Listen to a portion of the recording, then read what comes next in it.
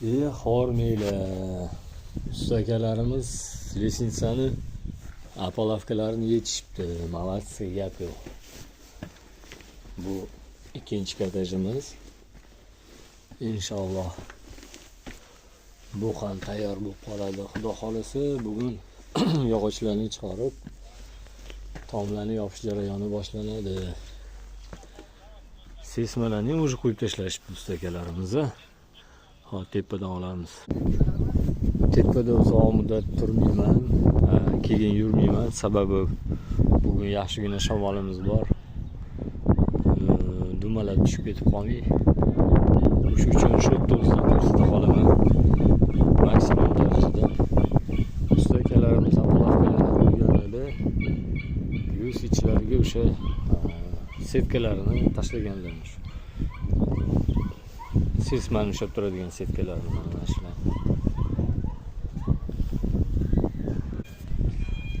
Bu yoq tomonimizni yarmini usta akalarimiz qo'yib tashlagan o'zi.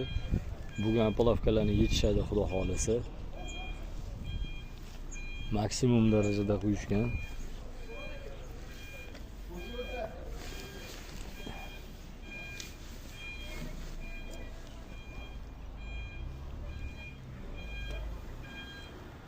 Selim ishlar ancha yaxshi. Hozir vakansiya ham borib keldi. Bitta yursak bo'ladi meni fikrimcha. Ну, хотя bu yerda ham shamol yaxshigina.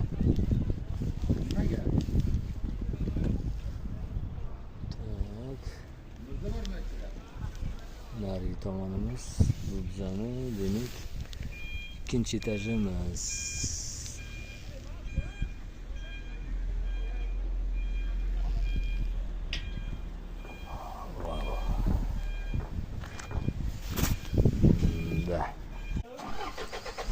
Bugun xudo xolasa stroykamizda ko'chadagi latoklarni qo'yish ham boshlanadi. Mangola kovlanib, butun latoklar, ya'ni o'sha atrof muhitini ham ishlov berish ham boshlangan. Selim shuncha latok kelgan.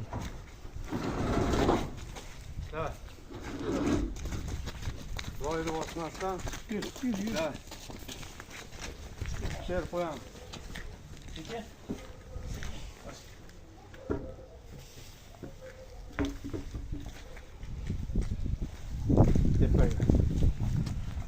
Selim xudo xolasa natija bo'ladi bu aralarni ko'rinishi.